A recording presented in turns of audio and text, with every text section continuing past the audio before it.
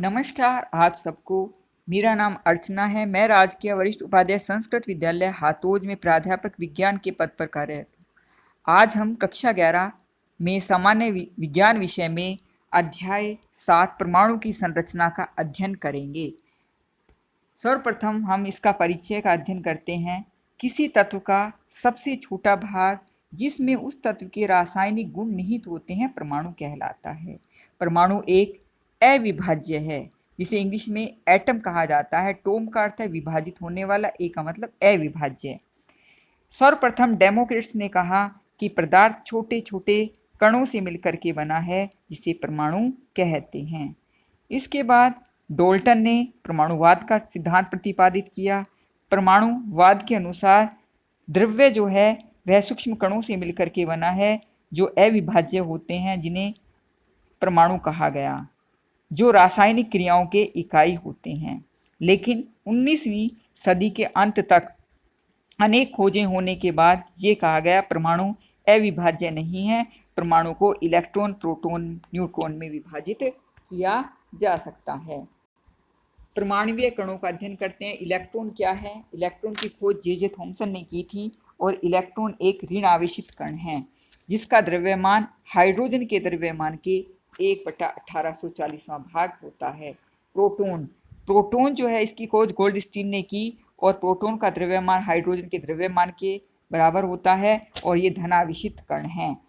फिर न्यूट्रॉन की खोज चैडविक ने की। ये एक उदासीन कण है जिसका द्रव्यमान प्रोटॉन से कुछ अधिक होता है। फिर आता है मेसोन की खोज युकावा ने की और मेसोन के ऊपर धन, ऋण और शून्य आवेश हो सकता है। न्यूट्रिनो की खोज पोलिंग ने की और इस पर कोई भी आवेश नहीं पाया जाता है।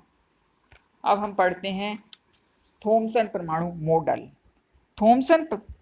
जे थॉमसन ने अपना प्लम पुडिंग मॉडल दिया। ये प्लम पुडिंग के अनुसार ये कहा गया कि परमाणु जो है एक धन आवेशित गोला है, जिस पर बीच बीच में ऋण आवेशित इलेक्ट्रॉन धन से रहते हैं।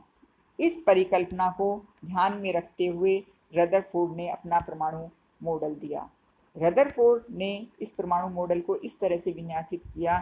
इन्होंने अल्फा एक सोने की पतली पन्नी ली और इसके ऊपर अल्फा कणों की यानी कि द्विआयनित हीलियम कणों की बौछार की। इन कणों को देखने के लिए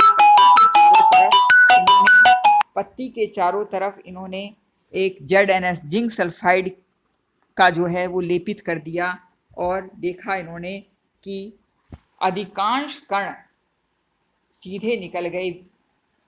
कुछ अल्फा कण ही अपने मार्ग से विचलित हुए। 20,000 में से मात्र एक कण 180 डिग्री कोण पर लौटता है।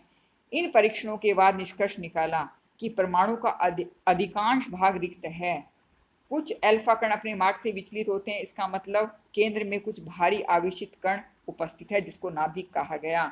बहुत कम कण वापस अपने पथ पर लौटते हैं, इसका मतलब जो परमाणु की नाभिक है उसका आकार जो है वह बहुत छोटा है।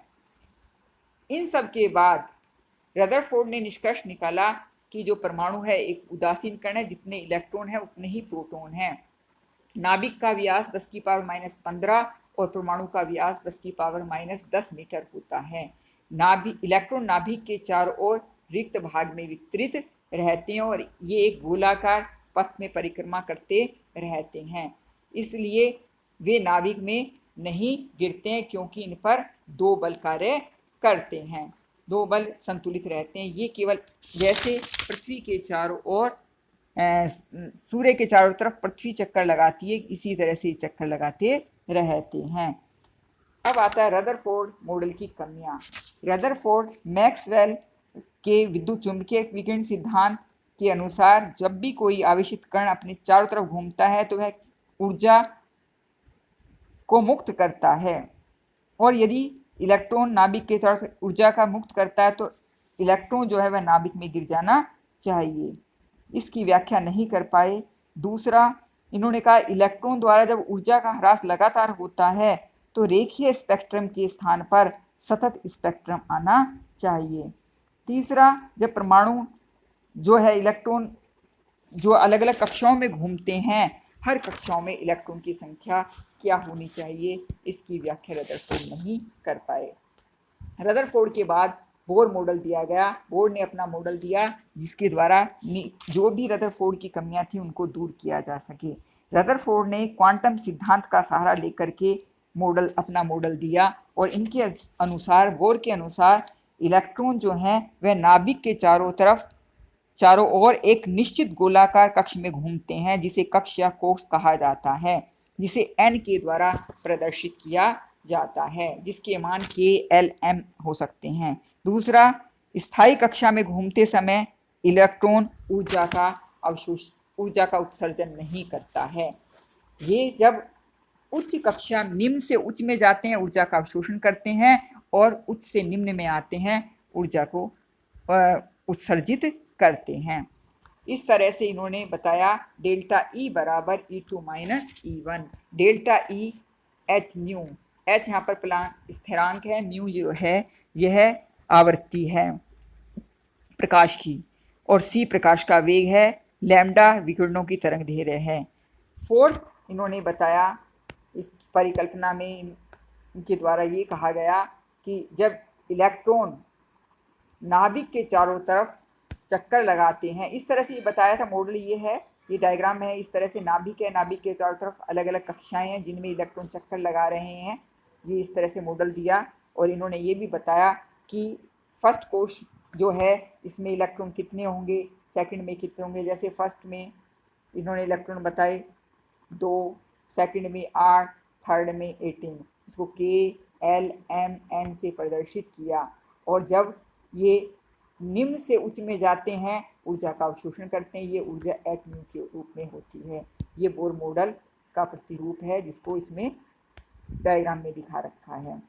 फिर इन्होंने बताया कि जब इलेक्ट्रॉन एक निश्चित कक्षाओं में घूमते हैं तो इन पर दो विपरीत बल कार्य करते हैं, एक अभिकेंद्रीय बल और एक अपकेंद्रीय बल। mv² r बराबर ze² बटे r², mv² बराबर ze² बटे r आ जाएगा। फोर्थ, इन्होंने बताया जब इलेक्ट्रॉन नाभिक के चारों ओर गोलाकार कक्षाओं में घूमते हैं जिसका द्रव्यमान m है, वेग v है, r त्रिज्या घूमते हैं, तो mvr बराबर nh बटे 2 पाई होता है। इन कक्षाओं में ही ये चक्कर लगाते हैं। mvr गुणांक के रूप में n का मान 1, 2, 3 होगा, कभी भी 1.5 या इस तरह से नहीं होगा। बोर मॉडल की कमियां, क्या क्या कमियां थी बोर मॉडल की? बोर मॉडल के अनुसार सर्वप्रथम इन्होंने बताया कि जब स्पेक्ट्रम की व्याख्या नहीं कर पाए, क्योंकि इलेक्ट्रॉन जब एक कक्ष से दूसरे कक्ष में, या इन्होंने ये भी बताया जिनमें इलेक्ट्रॉन एक से अधिक थे, जैसे H+ के बारे में बता दिया, लिथियम +2 के बारे में, लेकिन जिन परमाणुओं के अंदर इलेक्ट्रॉन एक से अधिक थे उनकी व्याख्या नहीं कर पाए। दूसरा, ऊर्जा निम्न ऊर्जा स्तर से उच्च ऊर्जा स्तर में जाता है तो रेखाओं का समूह दिखाई देना चाहिए, इसकी व्याख्या नहीं कर पाए। चुंबकीय क्षेत्र में स्पेक्ट्रम लेने पर रेखाएं विभाजित होती हैं जिसे जीमन इफेक्ट कहते हैं, और विद्युत क्षेत्र में लेने पर रेखाएं विभाजित होती हैं, इसे स्टोक प्रभाव कहते हैं, इसकी व्याख्या भी नहीं कर पाए। बोर मॉडल द्वारा अणु की ज्यामिति की व्याख्या नहीं कर पाए। धन्यवाद। आगे का पार्ट हम अगले सेशन में पढ़ेंगे।